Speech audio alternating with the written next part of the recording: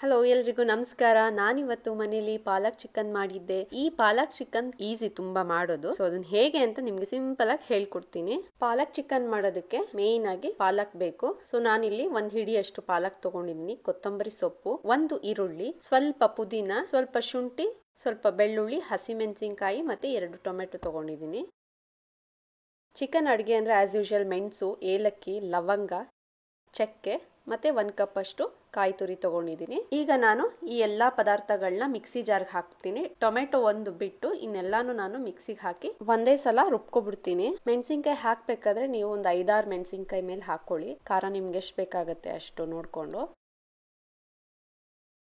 ಇದೆಲ್ಲ ಪೇಸ್ಟ್ ಆದ್ರೆ ಆಯ್ತು, ಇದ್ರ ಕೆಲಸ ಮುಗೀತು. ಇಲ್ಲಿ ನಾನು ಪಾಲಕ್ ಚಿಕನ್ ಮಾಡೋದಕ್ಕೆ ಕುಕ್ಕರ್ ತಗೊಂಡಿದ್ದೀನಿ. ಯಾಕೆಂದ್ರೆ ಲಾಸ್ಟ್ ಅಲ್ಲಿ 1 ವಿಷಲ್ ಹಾಕ್ಸ್ಬೇಕಾಗತ್ತೆ, ಅದಕ್ಕೋಸ್ಕರ. 2-3 ಸ್ಪೂನ್ ಅಷ್ಟು ಎಣ್ಣೆಗೆ ನಾನು ಒಂದು ಅರ್ಧ ಈರುಳ್ಳಿ ಹಾಕಿ ಫ್ರೈ ಮಾಡ್ಕೊತೀನಿ. ಇದು ಚೆನ್ನಾಗಿ ಬ್ರೌನ್ ಕಲರ್ ಆಗಬೇಕು, ಅಂದ್ರೆ ಚೆನ್ನಾಗಿ ಫ್ರೈ ಆಗಬೇಕು, ಆ ರೀತಿ ಹುರ್ಕೊಳ್ಳಿ. ಒಂದು 5 ನಿಮಿಷ ಆದ್ಮೇಲೆ ಈ ರೀತಿ ಕಲರ್ ಚೇಂಜ್ ಆಗುತ್ತೆ. ಆಮೇಲೆ ಇದಕ್ಕೆ ನಾನು 1 kg ಅಷ್ಟು ಚಿಕನ್ ತಗೊಂಡಿದ್ದೆ, ಅದನ್ನ ಹಾಕ್ತೀನಿ. ಚಿಕನ್ ಎಲ್ಲ ಹಾಕಿದ್ಮೇಲೆ ನಾವು ಇದನ್ನು ಸಹ ಚೆನ್ನಾಗಿ ಎಣ್ಣೆಯಲ್ಲಿ ಬಾಡಿಸ್ಕೋಬೇಕು. ಬಾಡಿಸ್ಕೋತಾ ಇರಬೇಕಾದ್ರೆ ಸ್ವಲ್ಪ ಇದಕ್ಕೆ ಉಪ್ಪನ್ನ ಸೇರಿಸಿ ಜೊತೆಗೆ ಅರಿಶಿನನೂ ಹಾಕಬೇಕು.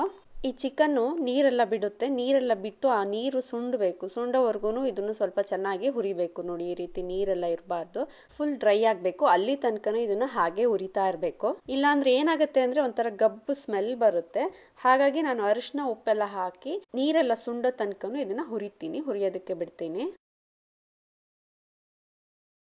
ಒಂದು 5 ನಿಮಿಷ ಆದ್ಮೇಲೆ ಈ ರೀತಿ ಬರೀ ನಿಮ್ಗೆ ಎಣ್ಣೆನೆ ಕಾಣಿಸ್ತಾ ಇದೆ, ಚಿಕನ್ ಮತ್ತೆ ಎಣ್ಣೆ ಇದೆ. ಇದಕ್ಕೆ ನಾನು 2 ಟೊಮೆಟೊ ತಗೊಂಡಿದ್ದೆ, ಅದನ್ನ ಕಟ್ ಮಾಡಿ ಹಾಕ್ತಾ ಇದ್ದೀನಿ. ಟೊಮೆಟೊನು ಹಾಕಿ ಹುರಿದ್ಮೇಲೆ ನೆಕ್ಸ್ಟ್ ನಾನು ರುಬ್ಬಿರೋ ಮಸಾಲೆ ಎಲ್ಲ ಹಾಕ್ತಾ ಇದ್ದೀನಿ ಇದಕ್ಕೆ.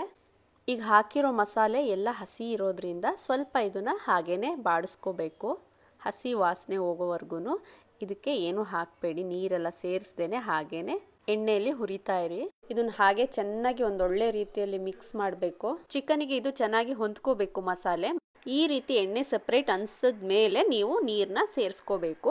ಇಷ್ಟೆಲ್ಲ ಯಾಕೆ ಹೇಳ್ತಾ ಇದ್ದೀನಿ ಅಂದ್ರೆ ಈ ಮಸಾಲೆ ಎಷ್ಟು ಚೆನ್ನಾಗಿ ಫ್ರೈ ಆಗುತ್ತೆ ಆಯಿಲ್ ಅಲ್ಲಿ, ಅಷ್ಟು ಚೆನ್ನಾಗಿ ಟೇಸ್ಟ್ ಆಗಿ ಬರುತ್ತೆ. ನೋಡಿ, ಈ ರೀತಿ ಆಗಿದೆ.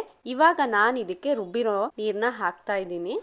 ರುಚಿಗೆ ಬೇಕಾಗುವಷ್ಟು ಉಪ್ಪು ಹಾಕ್ತಾ ಇದ್ದೀನಿ, ಜೊತೆಗೆ ಸ್ವಲ್ಪ ನಿಂಬೆ ರಸನು ಹಾಕ್ತಾ ಇದ್ದೀನಿ. ಇಷ್ಟೇ, ಇದೆಲ್ಲ ಹಾಕಿದ್ಮೇಲೆ ಫೈನಲ್ ಆಗಿ ಈಗ ನಾನು ಕುಕ್ಕರ್ ಮುಚ್ತೀನಿ. ಒಂದ್ಸಲ ಮಿಕ್ಸ್ ಮಾಡ್ಬಿಟ್ಟು ಕುಕ್ಕರ್ ಮುಚ್ಚಿ 1 ಕೂಗು ಕೂಗಿಸ್ತೀನಿ.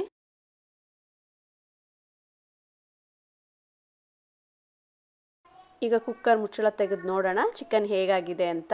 ನೋಡಿ, ಟೇಸ್ಟಿಯಾದ ಚಿಕನ್ ಗ್ರೇವಿ ರೆಡಿ ಆಗಿದೆ. ಇದು ಪಾಲಕ್ ಚಿಕನ್. ನೀವು ರೈಸಿಗೆ, ಚಪಾತಿಗೆ ಯಾವುದಕ್ಕಾದ್ರೂ ನೀವು ಇದನ್ನ ಹಾಕೊಂಡು ತಿಂದ್ರೆ ತುಂಬಾ ಒಳ್ಳೆ ಕಾಂಬಿನೇಷನ್. ನೀವು ಮನೇಲಿ ಟ್ರೈ ಮಾಡಿ ಮತ್ತೆ ಹೇಗೆ ಬಂದಿದೆ ಅಂತ ನನಗೆ ಕಮೆಂಟ್ ಮಾಡಿ. ಹೀಗೆ ನನ್ನ ವಿಡಿಯೋಸ್ನ ನೋಡ್ತಾ ಇರಿ. Thanks for watching. ಮತ್ತೆ ಮುಂದಿನ ವಿಡಿಯೋದಲ್ಲಿ ಸಿಗೋಣ ಇನ್ನೊಂದು ರೆಸಿಪಿ ಜೊತೆಗೆ. Thank you.